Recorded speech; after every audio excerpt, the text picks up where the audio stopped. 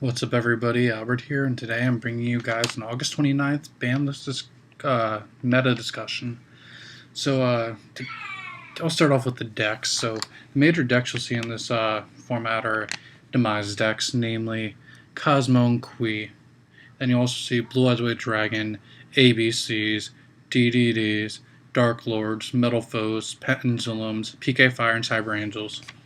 So, the main purpose of this video is not actually to talk about the decks, is to talk about the type of meta we're in. We're in the going first step in unbreakable board meta. And if you'd like some examples of this, Demise decks, you have Summon a Monster, activate Demise, then set 5, these being some of the more popular ones, Warning, Strike, Chaos Trap Hole, and Emptiness. You have decks like Blue Eyes that can make things like Spirit Dragon, Titanic Galaxy, and Crystal Wing fairly easily. And plus, if they tech in Galaxy Soldier, they can also go into Cyber Dragon Infinity.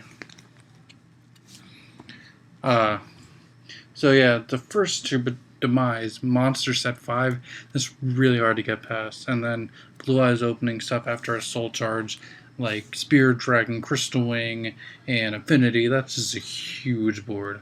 And there's a deck like ABCs, which we don't have Dragon Buster yet, so I can't tell you that. Tsukiyomi is currently coming in the mail, but that also very easily goes into Infinity off of Galaxy Soldier and can make a pretty threatening board, honestly. Then you have DDD, which I don't know the deck well enough to really tell you, but I just know it can spit out a shit ton of stuff first turn and can very easily make both of these things first turn.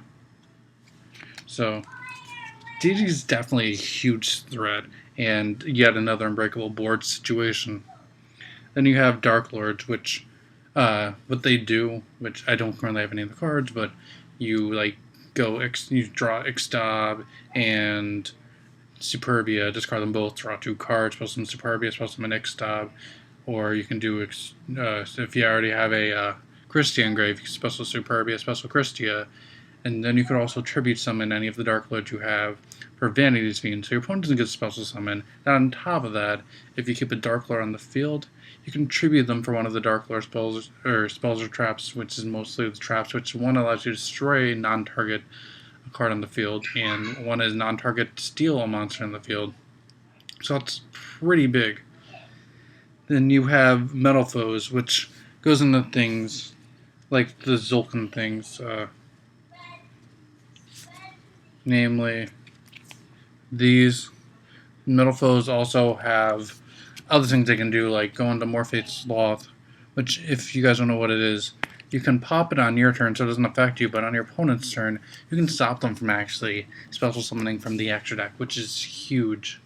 Also, you have the ability to tech in Scout and Monolith, so you can further make Infinity. So Metal Foes is definitely one of those balls to the walls, unbreakable board type decks. And furthermore, I forgot to pull this card out. Let me find it for you guys. You can go into, where is it?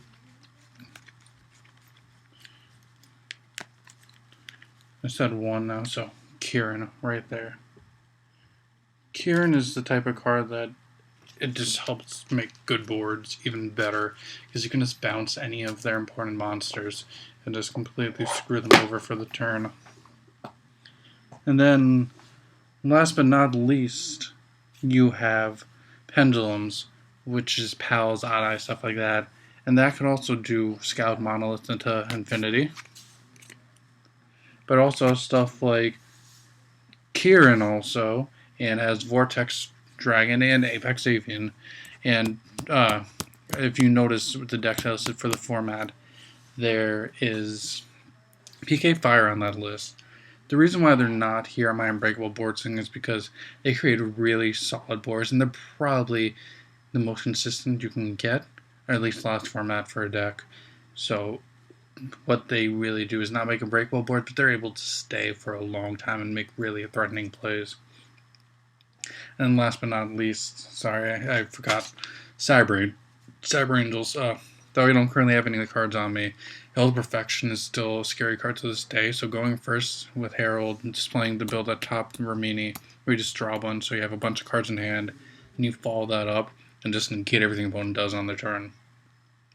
So, now saying all this, you're probably wondering, oh shit, okay, well, there are pretty big boards I have to deal with this format, how do I get past them? And the answer to that is just side deck smart. So, if you're side decking going first, you want to stop your opponent from playing. So if you don't run a lot of traps, you're going to run the Royal Decree. And if either if you run spells or not, you can play around it by going first, setting up a board, and then flipping this on your opponent's turn. Anti-spell fragrance.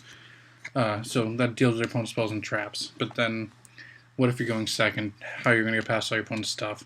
So, if you noticed, a lot of the cards I showed you, and this isn't even all of them, are extra deck.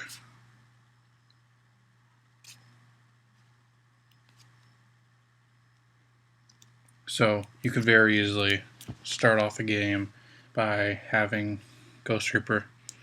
If you have room in your extra deck, you can just play other popular extra deck cards and make it so that you can Ghost Reaper opponent's important extra deck cards so you don't get stuck in a game state where you're not able to play.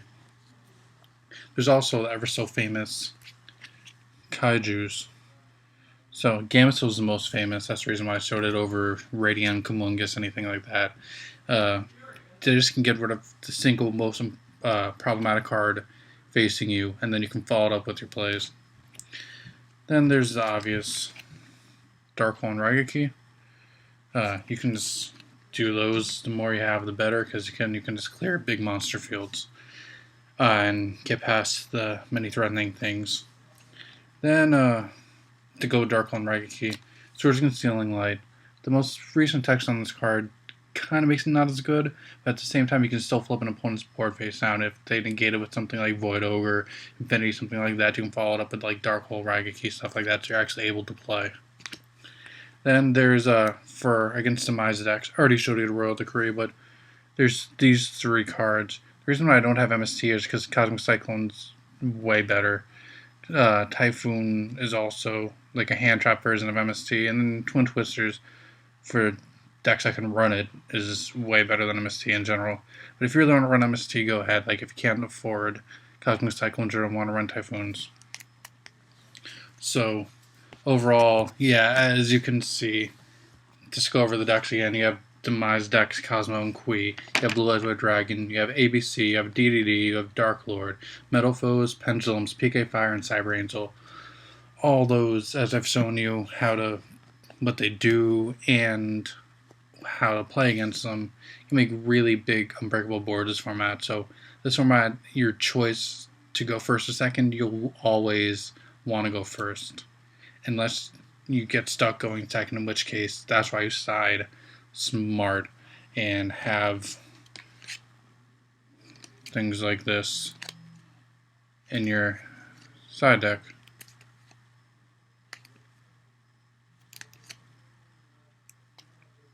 So, yeah. Anyways, if you've noticed, we have two TCG exclusive decks going right now, Subterrors and Spirals.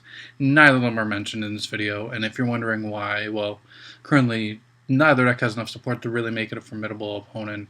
Spiral seems pretty damn good, I'm going to be honest, but they lack any way of winning. Then there's Subterrors, which can win and have some interesting combos, but are just short a few cards. So come November, we might actually see a spike in those decks, and we might see them join the meta, in which case this video is not 100%. But either way, the logic should stand that this is the type of format we're in, and you definitely want to go first. And every side deck be prepared to be a pretty generic side deck to hit a lot of problematic fields. So definitely, because we know all these decks now and all the cards for decks I discussed are kind of expensive, pick up Subterra stuff, pick up Spiral stuff, just in case they join the meta, and even if you just want to sell them, you can make a pretty penny.